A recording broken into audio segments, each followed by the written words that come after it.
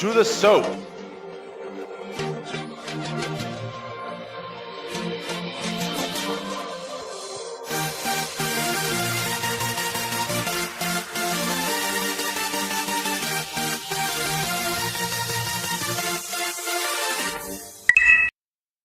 Welcome everyone to another episode of the S.O.A.P. This episode we're going to look at the history of Zelda, all the important talking points for a game that's grown old with many of us, or maybe you're a new generation of Zelda fans and interested in its past. This episode I am joined once more by Greg. It's been a few episodes since your last appearance. Welcome back. Thanks for having me. Alright, well let's just get straight into this one. So, we'll start with the surface level of Zelda. Greg, if someone was to ask you what Zelda was, how would you describe it in general terms? So it's a entry-level action-adventure game. There's a bit of puzzle in it. There's maybe a bit of Metroidvania progression going on. No leveling like a traditional RPG or anything like that. But a nice sort of first action-adventure game for someone to get into the genre. Yeah, and I guess that's the thing is it's open to all ages. It's not graphically violent or things like that. So, yeah, it's definitely a good place to start. Now, an important part of Zelda is that it's all the same universe and timeline, but it is set across different time periods, even though the same character names appear across all the games. How does that work? So my understanding is that they're reincarnated. So the main characters, Zelda and Link, it's a different person every time, but in every era, when the big bad guy comes along, Ganondorf, depending on the game, there's always a hero, Link. There's always a princess, Zelda. They always come together. They always defeat the bad guy, the evil. All right, well, let's go all the way back to where it all began. So everyone obviously knows the latest stuff with Breath of the Wild, that kind of thing. Where did it start, though? It started all the way back in 1986, which is the year I was born, which is the year before you were born, I believe. So it's a very... long time ago. Very long time ago. It started with just The Legend of Zelda, very basic title name. It was made by the same person that made Mario, actually, Shigeru Miyamoto. I suppose he just got sick of making platformers. He was asked by Nintendo to make something different. There's an interesting quote an interesting story that he tells where he went back to when he was a child, when he used to go outside and explore the forests and the hillsides in the place he grew up in Japan, in the countryside. And he wanted to make a game based on that. He wanted to make a game where you could explore and discover and feel like it was limitless as best he could with the limitations of the hardware of the age. And he succeeded in doing that. He made the first open world game, the first game of its type where especially on the NES, the first game of its type that had saving. They had to put a battery in the cartridge, which cost them more money, so we had to convince them that this was a necessary thing for a new franchise that wasn't even proven yet. He had to convince them that this totally different game genre to what they were used to investing in was worth the money, and it definitely was. It was extremely well received, and it was just a classic. To this day, it's just a classic game.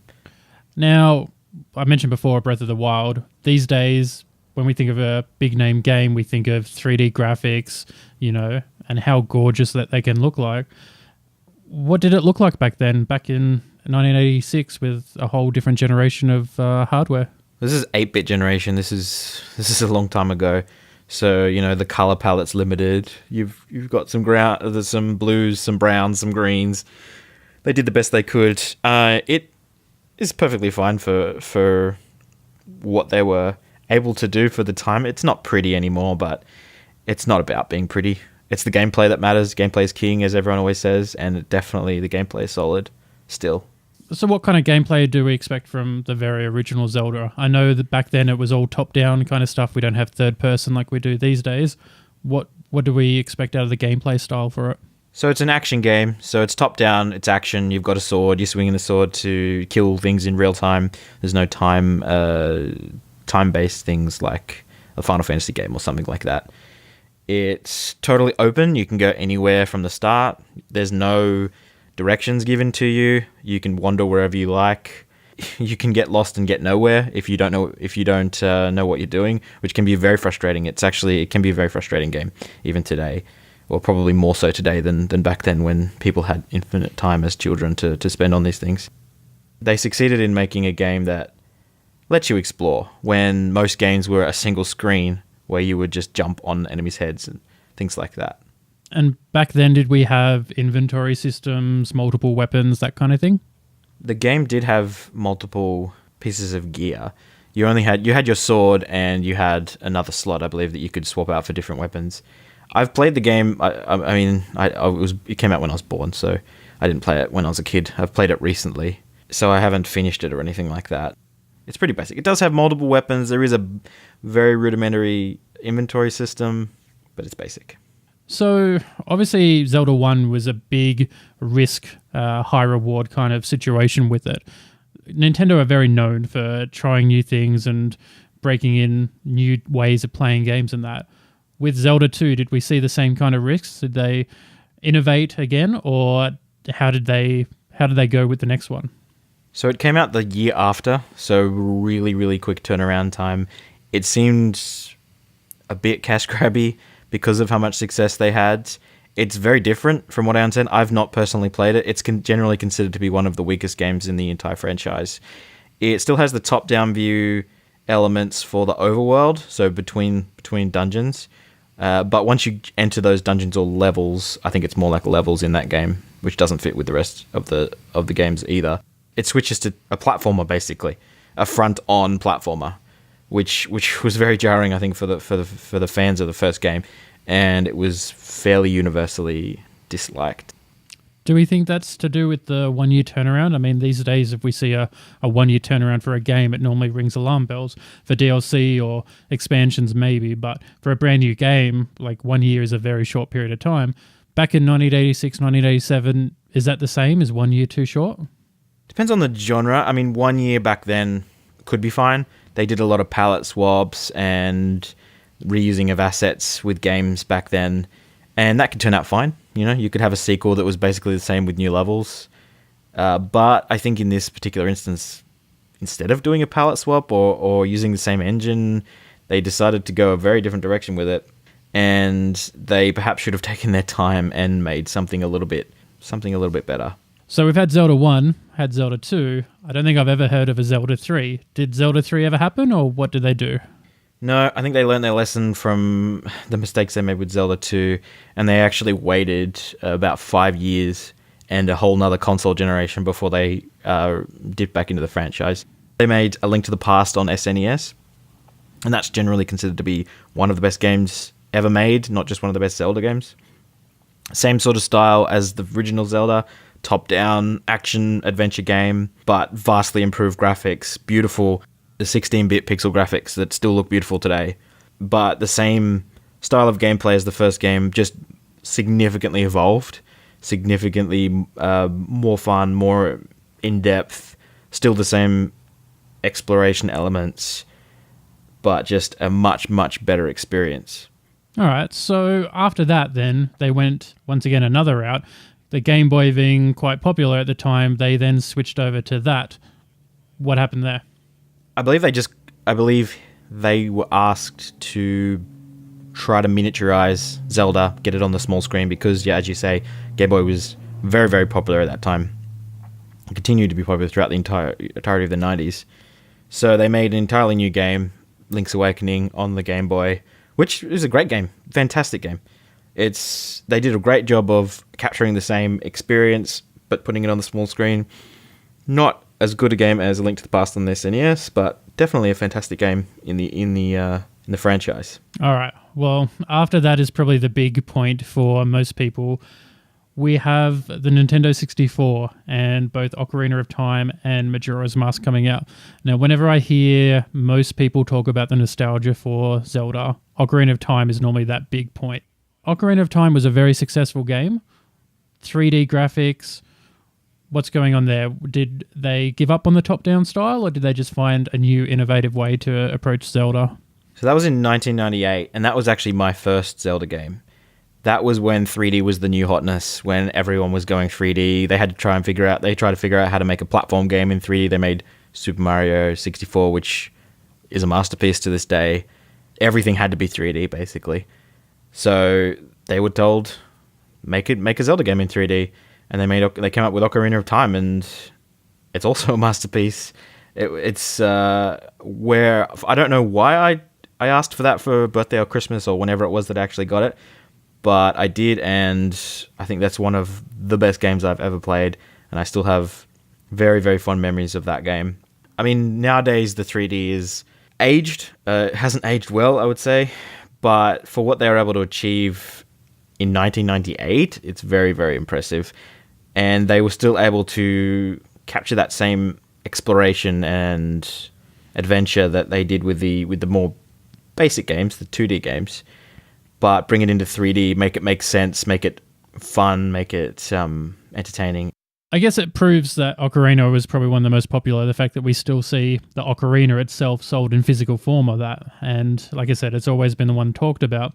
For me, though, I never actually finished Ocarina of Time. I played a little bit of it. I didn't actually own a copy, if I remember correctly. I always played it at other people's house because everyone always talked about it. But I did end up getting my hands on Majora's Mask. Now, Majora's Mask was a little bit different to Ocarina of Time. It's actually set in the middle of the game, which is the first time that they actually did something like that. And it works in that kind of format because it's on a looping cycle. And I could be wrong, but I don't know that any other game particularly did that looping cycle where everything you did made slight changes to the timeline. How did you find Majora's Mask? Was it a hit or a miss for you? Because it polarizes a lot of people. Sad thing for me is that came out in the year 2000, and by that point, I'd moved on to the PlayStation, and I was fully invested in that. My parents weren't buying me Nintendo 64 games anymore by then. We were just buying PlayStation games. So I totally missed Majora's Mask. I've heard the stories about it. I've heard it's a hit or a miss for a lot of people. It's polarizing, I suppose, is the correct term. But I've got no experience with it whatsoever. I've not gone back to it since. I've always meant to, and I will eventually. But yeah, I think you'd be best to speak on that game. Yeah, I think the looping thing was so unique and interesting, and it certainly gave me an appreciation for taking in the finer details of the world. I find with a lot of games, whether they're linear or open world, whatever the case may be, there's so much to take in, and you spend your time running through everything, but not really taking it in. Majora's Mask was a game that, because everything is the same over and over, you start to really appreciate it. And to get some of the masks, you actually have to know when someone is going to be in a certain location or that. And that gave me this feeling that it almost gave it a life of its own. The fact that these people did have their own schedules just like real life. And I think that was a huge concept. You know, in the 90s, I don't think that is something that was very prevalent. And yeah, I mean, we have movies like Groundhog Day and that where things repeat, but this is a game format and you got to control that. And for me, of all those Zelda games I've played, and I haven't played every single one, but of all of them, Majora's Mask is the one that stands out because it gave me this whole new appreciation for everything. And I know that Ocarina of Time has a longer, more in-depth storyline, for example. But yeah, I don't think any other Zelda game will ever make me appreciate a game as much as Majora's Mask did. I feel the same way about Ocarina of Time, not for the uniqueness, I suppose, as you're describing, but because that was my first, it was my first Zelda game, it was my first role-playing or RPG or action adventure game, whatever you want to call it. And before that, I'd only played platformers and things like that. I will forever remember first playing that game, spending hours and hours and hours on that game, and wanting more in that genre. Since then, that's my favorite genre now. That type of game is my favorite genre, and I always seek those type of games. Yeah, I guess that's the thing, is that these days we take it for granted, you know, the type of games we have available.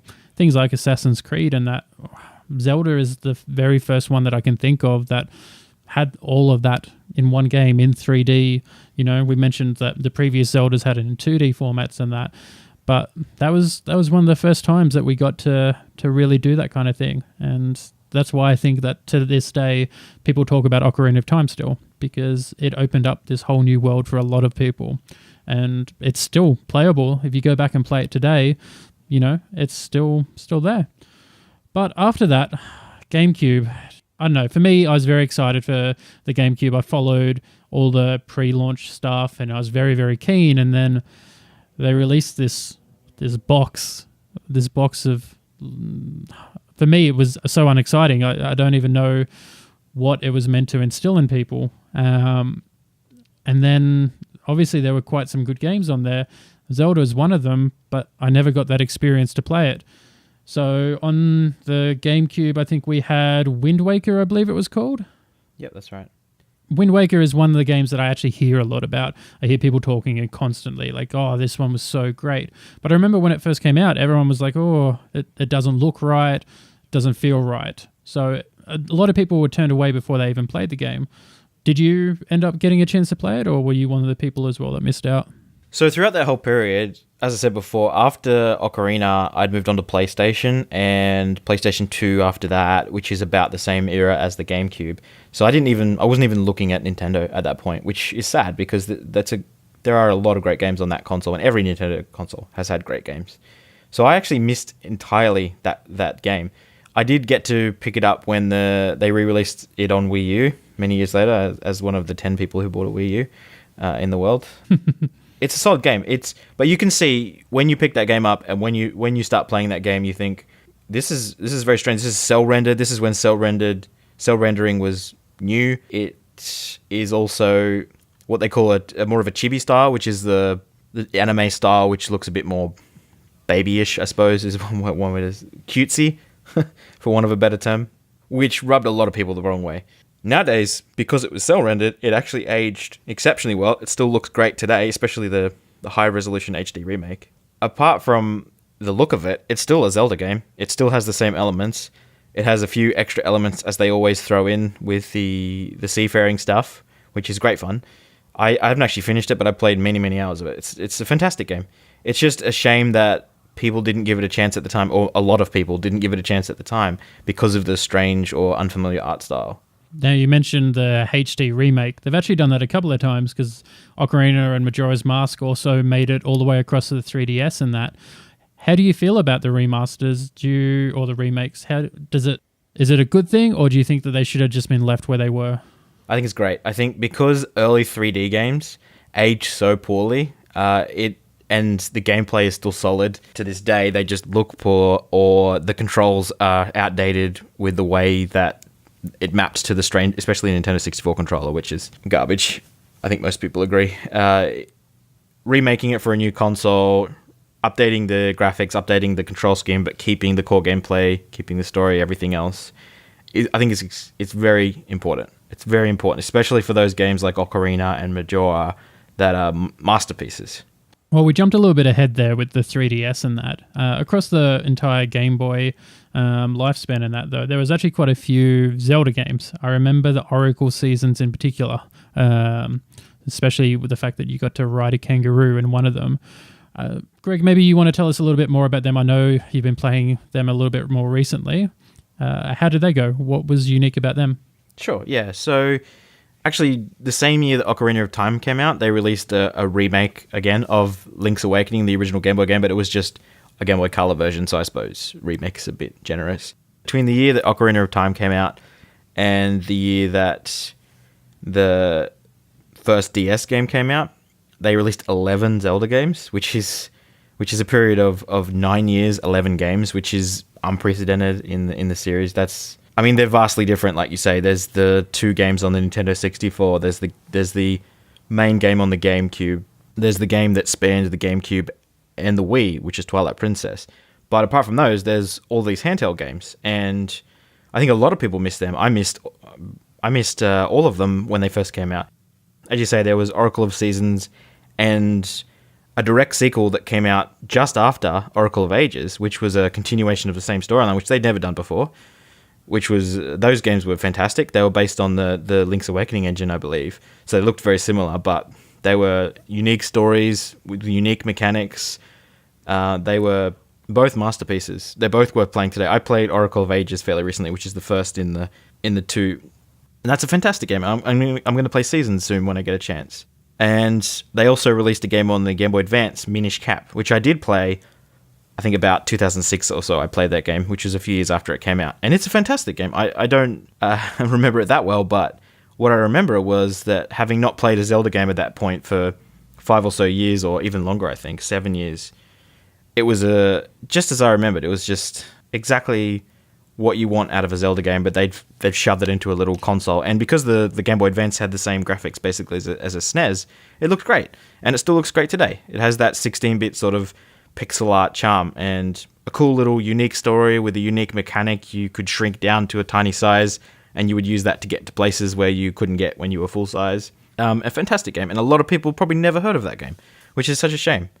I briefly mentioned Twilight Princess before, so that's an interesting game because it came out on both GameCube and Wii, and that was the first time they'd done that.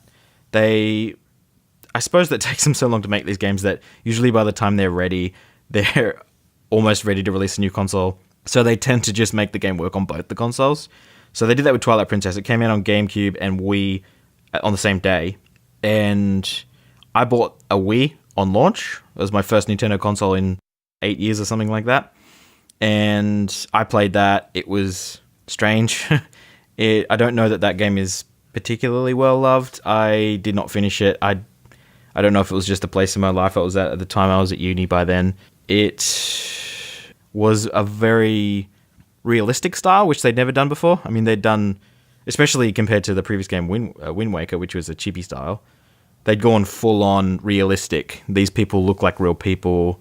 And again, it wasn't particularly well received, and I don't think it was a very good game, which is a bit of a shame because you wait so long for these games, and then they release something that isn't as good as the previous ones, which happens sometimes, I suppose. I didn't finish the game. I did actually get it on the Wii. I feel like the Wii posed so many problems for games because it tried to do so many new things, and games were caught in this, I guess, this in-between of the motion controls and everything that wanted to go with that compared to the more traditional controller style gameplay that everyone was used to. The other thing that the Wii suffered from was a lack of graphics. When we're talking about what Sony and Microsoft were offering graphics-wise, the Wii did not compare. It didn't have HDMI. It didn't have high-res textures that matched the other consoles that people were playing. And for someone like myself, going from a more powerful console back to the Wii to play a traditional style game, I really struggled with the graphics. And it wasn't that I hated the story or that. I couldn't deal with the console. And I feel like if I'd played that on a different console or if it just had that little bit more to it, then I probably would have loved that game. But I do notice that whenever I go to a convention, the cosplay for Zelda is normally based around Twilight Princess. That's quite the popular one out of all of them, which is, I guess, a testament to the fact that they did do something right.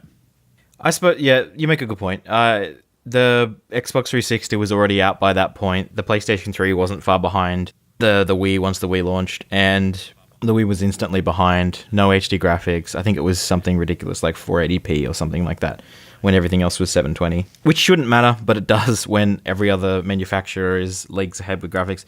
And that's sad because that was the start of Nintendo severely lagging behind all of the other manufacturers. And it would be the case for, well, it's still the case to this day, that they favor gimmicks over making something that is graphically competitive.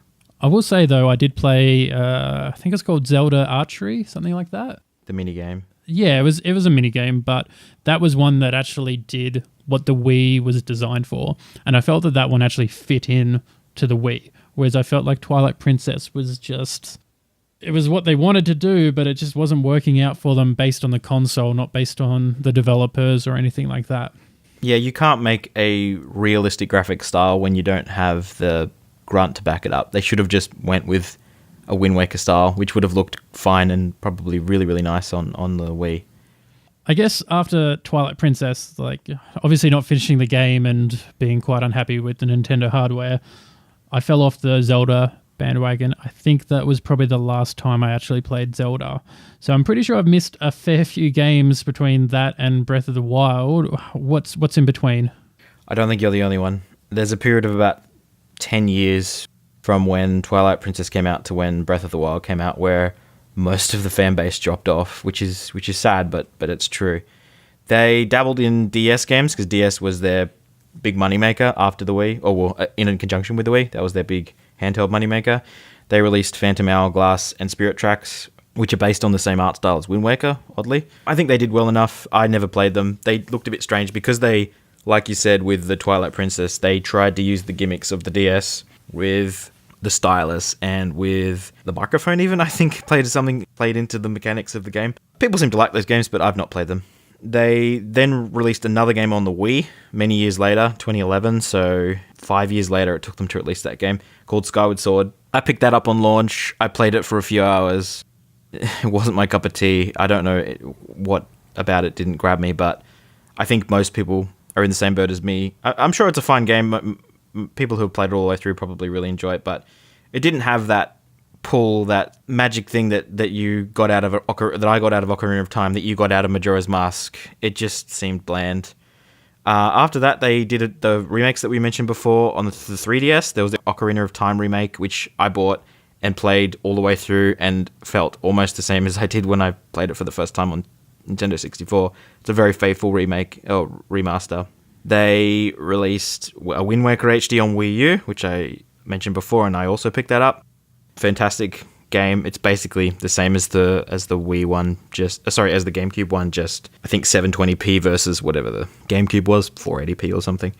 So it just looks nicer. But one of the curious things they released in the last few years was 2013. They released a game called A Link Between Worlds, which is a direct sequel to the game they released on SNES in 1991. So 22 years, something like that. And I picked that up on launch as well. So I've been dipping into Zelda every time something big comes out that I see pop up, because I still have that love for Zelda, and I try to get back into it. But that game didn't grab me either. It's same sort of style as the game on SNES, but they try to do something clever with the progression. So instead of having to do a dungeon, earn an item that lets you get somewhere else in the world that gives you some ability, they let you have all of the items at the start of the game with a mechanism where you rented them off some character, and that technically let you go to anywhere in the world at any point. And sometimes I feel like that sort of thing it gives you so many options that you don't know what to do and you get overwhelmed. Which can be good, but in that particular game, I didn't think it worked very well, so it wasn't for me. But I know a lot of people did love that game. But after that, they just kept making remakes. The Majora's Mask remake came out 2 years after that. They made a Twilight Princess remake on Wii U. They made a game called Triforce Heroes, which nobody played, which is a handheld game that is 4-player, which it's very difficult to find 4 people to all buy the same game on 3DS and play it. I don't think that really happens anymore. We're at an age now where most of us don't even buy handhelds. Most people don't buy handhelds at our age, and having to get a game that 4 people have to all commit to, it's just not. I don't even know why they bother making that game. By all accounts, it's not very good, which is a shame. But, that ended in Breath of the Wild, which is a masterpiece, simply put. Well, Breath of the Wild is actually why we're doing this episode, because you, for one, tell me every second day how amazing that game is and how much I need to buy a Switch just to play that one game. I've also had various people listening to the podcast asking where the Zelda episode is, and they tell me that they love Breath of the Wild so much that they want to hear more about Zelda. So that's actually what brought this whole episode together.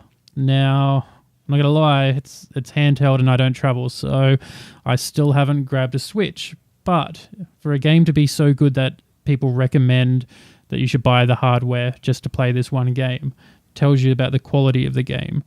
Now, we do have limits on how long a podcast can go, Greg, but do you want to tell us a little bit about Breath of the Wild? Sure. So that game, I went into it with no expectations, even low expectations.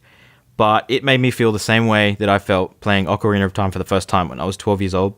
It made me feel the same way I think I was 31 when I played it. So I hope that sort of tells you how good that game is. If it can make someone as old and crusty as me feel the same way I did playing a game for the first time as a child when I still had a beating heart inside my chest. It's perfect. What made it perfect to you? What draws, like, if you had to describe, in a couple of brief sentences, what Breath of the Wild is and what it does and how it made, like what it did to make you feel that way, how would you describe it to people? It puts you in a very interesting world, and it gives you the tools to go wherever you want. If you see a mountain over there, looks kind of interesting, it's pretty far in the distance, you can just go there and have a look and see what's there. You can climb any surface, which has never been done before. Literally any surface. It's not like Assassin's Creed or Uncharted where it's sort of predefined places where the character puts their hands. You can climb anything. You can get anywhere. There's a mechanic in it where you can glide. So if you are on top of a mountain and you see something down in the valley and you're like, oh, that looks cool, that's pretty far away, you just glide there. It doesn't take you very long to get there. You can grab a horse, ride around on a horse. There's a whole bunch of miniature dungeons which only take a couple minutes each, and they're all over the place. There's something like, I think there's 120 of these things across the world, and they're just quick fun. Like, you'll find one, you go, oh, look, I don't have that much time. There's a shrine, they call shrine in the game. There's a shrine, I'll go in there, I'll do that, I'll have a bit of fun for 5 minutes, I'm done, I'm gonna put the game down, go and do something else. So they've got both the game I spent over 100 hours in, so it's a very long game, but it's totally playable in bite sizes, so it's also perfect for someone who doesn't have a lot of time to spend. I guess that's in that scenario, they're playing to their hardware. We talked about how Twilight Princess didn't fit in with the hardware, but the whole point of a Switch is that you can pick it up, travel, and when you're traveling, we know that you're never going to be sitting there for 5 hours straight. There's going to be times where you have to stop playing to do something else, or that may be. If it's in bite sizes that you can play it, or you have the option of playing continuously, then that's an example, I would say, of playing to the hardware. One of the things that bothers me, though, and this is one of my personal preferences for it, but Breath of the Wild introduced, or I believe it introduced, breakable equipment. Now, I don't think they've done that in the past. Other games have, but not Zelda. I personally hate breakable equipment. Nothing annoys me more than having to... Well, I guess it forces me in the mindset that I am to try and hold on to certain things and play really restrictive. When you have a system where you just keep upgrading things, then you never feel restricted. You can always just keep progressing. I always worry about, if I'm going to break the equipment, is the next piece not going to be strong enough? How did that play for you? I felt the same way as you when I first started playing. I don't like that stuff. I don't like equipment that rusts or equipment that breaks and things like that in games. I think that's stupid. But what they've done is they force you to try different equipment because the equipment breaks. They introduce enough new equipment to you fairly constantly as long as you're exploring, which is the whole point of the game, that you're never without something. Sure, you might find some fancy fire sword and it might kill things really quickly, and you might only have some basic swords as backup, but I never felt like I was overwhelmed. There's abilities in the game that you can use to kill things or attack things that are infinite, and I won't go into too much detail because it's not a spoiler, but it's kind of a nice thing to discover. I never got into a situation where I was screwed, for want of a better term. I always had a bunch of weapons. As you progress, you increase the number you can carry, so I think I ended up having probably 10 to 15 weapons or something like that, always on me. So when one broke, I'd just be like, yeah, whatever. I'll just pick another one that looks interesting. And you end up with a big collection of interesting weapons. In fact, you end up not being able to pick up most of the things that you come across. So you end up with an entire inventory full of cool weapons and not being able to pick up the next cool weapon that you come across. So it ends up not being a problem. It ends up being a mechanism that forces you to try different types of weapons, which makes the game more interesting because each one has a different type of fighting style. So it makes the combat more interesting. Can you tell us a little bit about that combat? What's the difference in weapons? I mean, so you got your standard, like, shorter swords, you got your pikes, there's even some magic weapons, like wand type things that shoot projectiles. There's probably maybe five different types of weapons with different attack styles. There's a dodge mechanic, so I don't think they've done that before in a Zelda game. It's satisfying combat, I suppose is the best way to put it. What about the art style? Like I mentioned Twilight Princess being my last one, and the graphics and how important that was in the factor that I didn't play the game. The Switch isn't as powerful as, say, a PS4 or an Xbox, but the graphics are a lot better. How does that all play out? It seems like they mashed the cel-shaded Wind Waker-y stuff with Twilight Princess and with Skyward Sword. It's definitely cell shady looking. It actually looks like a watercolor painting, which I think is what they were going for. I think they even said that in some of the interviews and things. It looks beautiful because it looks like a painting, but they are able to do that because it's sort of cell shady, which isn't graphically intensive, so it can run fine on a handheld. Switch is pretty powerful for a handheld, but like you say, it's not a PS4, it's not an Xbox, but it looks great because they've been smart with the art style. Now, I know when you look at it while you're holding it in your hand, I've seen you playing it a little bit, and it does look good. If I was to put that on my 65-inch OLED TV, how's it going to look? Does it hold up still then, or is it something that's lost in that translation?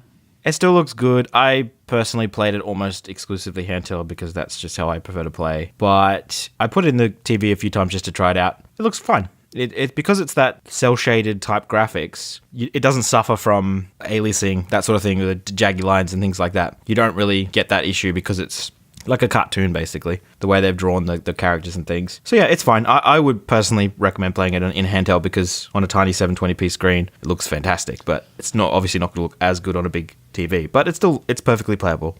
All right, so we won't spoil any more of Breath of the Wild or any of the other Zeldas, but I guess one of the things that I like to get out of this, more than just information or that, is how people actually feel about something. So not the statistics, not the breakdown of gameplay and graphics and hardware, but what something actually means to someone.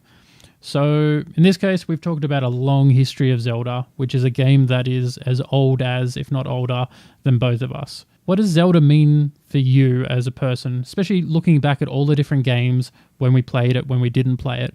What does Zelda mean to you? It's a game I know I can get lost in. I could do it when I was 12, I can do it now. Because they're still making games as good as they did back then, even though they had about 10 years where they may have lost sight of things a little bit, but they brought it back around with something which, in my opinion, the best game in the series, which is very difficult to do when the series is 3 decades old, and they succeeded. For me, I'm a little bit different. I think when I look back at it, I remember the Nintendo 64 era, and I remember how strongly I felt at that time. And it was an entry level for things, and it was an entry level for me personally. When I think about the rest of it, the Game Boy games are good, and I sunk a lot of hours into them, but I can't ever say that they're as memorable as the 64 era for me. And I reckon I probably actually spent more time on the handhelds than I did Majora's Mask in particular, or even adding Ocarina of Time into it. Obviously I still love Zelda. It's something that is strong for a reason. It's a great IP to have. But Twilight Princess kind of reinforced that I'd moved on from the way that Nintendo were going about things. And you talk about how much I should buy a Switch and how this one game is enough reason to buy a Switch. But for me, I feel like the way that I play games has moved on, and Nintendo are out there trying to find new ways to play games. And I think that's one of the most important things. It's more important than anything Sony or Microsoft are doing at the moment. Microsoft tries the Kinect and it falls short every single time. Sony does the Move stuff and a little bit of the VR stuff. And the VR does go well. I'll give them points for that. But I don't know that it's particularly memorable. The Wii, when it came out, is something that was memorable. They did change the way that games were played, but they never developed it far enough. And the fact that their main console now is a hybrid between a traditional console and a handheld kind of says that they went away from that. Zelda is one of those things that in my childhood it was strong, but now I have a PS4 which does give me graphics. It gives me, the HDR stuff. It gives me traditional controller, so I always feel comfortable playing the game, which is something the Wii always made me uncomfortable about. And, Sony, Microsoft, they're pushing graphics. They're pushing things like trophies, which may not be important to everyone, but they give me a way to, know when I'm completing what I should be completing. They give me online capabilities and co-op functionalities, things like that. When I look at Nintendo, I feel they're behind on everything now. The console that they've made is so... It is, again, revolutionary. The fact that you can play a handheld and then put on your TV is great, but it's a whole different market, and it's not hitting enough of the mainstream, in my opinion. And I don't feel like the games are, any better for having that medium through them. And I feel like as much as I love Zelda, I can't imagine switching over to a Switch to play it, and I feel like it's left just in my childhood. And that's where I probably will keep it long term unless Nintendo changed the way that they deal with hardware. Because the 64 was like Sony, it was like Microsoft. They pushed the limits, they pushed the graphics, they pushed everything. And now I just feel like other people are doing that better, and I don't think Zelda's enough to save it, sadly. That's a completely fair opinion, and a lot of people share it, I think. And one thing Nintendo always says is that they're a toy company, not a game company. They're not after the same demographic as Microsoft and Sony, and that's okay. And they're doing well this time in terms of sales with the console itself. They're not going anywhere. They got plenty of money. They're doing just fine. So as long as they're there in the background, innovating, doing interesting things, whether they succeed or fail, I think everyone in the industry agrees that they're an important part, even if they're not competing on the same level in the same way as Microsoft and Sony. So totally valid, and I don't think you're the only person who feels that way. I also think that Nintendo's going to Nintendo, and they're never going to change. So they're probably never going to capture you or people like you again, which is a bit sad. You might pick up a Switch in a few years and have a massive library of things to play, which is fine. I'm sure you'll play the game eventually. I just think it's funny that you mentioned Nintendo's never going to change when, if you have a look at the history of their consoles, that's exactly what they've done. It's the fact that Nintendo will never change, the fact that they will always change. And the next console that follows the Switch, whatever it may be, I feel like will be completely different to the Switch and the Wii and the 64. I feel like they will change everything. And I think it is great what they do. You mentioned it is important, the work that they do, because they push new ideas, and without new ideas, we will just have the same PS4, the same PS5. It's never going to change. It's just going to get slightly better. Whereas Nintendo do. They seek out avenues and they take the risk that no one else is really willing to push on anyone. But it gives you new ways to play Zelda. The problem is I just want to play Zelda the same way I've always played it. And I feel like Sony and Microsoft give me the ability to play games I've always played. Whereas Nintendo will always change how I play it, and I don't feel like that works for me. That's fine. That just means you're old. Very old, apparently. Well, we might wrap this episode up there. We have talked a lot about Zelda. We've gone all the way through the history of the different games, some of the important changes that have happened across the game, because, like we said, Zelda does change, just like Nintendo. But I would like to thank everyone for listening. We hope that you've learnt something from this episode. There's certainly a lot of nostalgia going back through all of Zelda, and it makes me want to play it again. It's almost enough to push me to buy a Switch, just talking about it so much. As always, make sure you give us some feedback. Tell us what you want, what we can do. We've got Facebook, YouTube, SoundCloud, or even better yet, the discussion on Reddit is the best place to push ideas through to us. If you want an episode about something, or if there's a way you want something done, please let us know. So thank you everyone for listening, and thank you Greg for joining us. Thank you.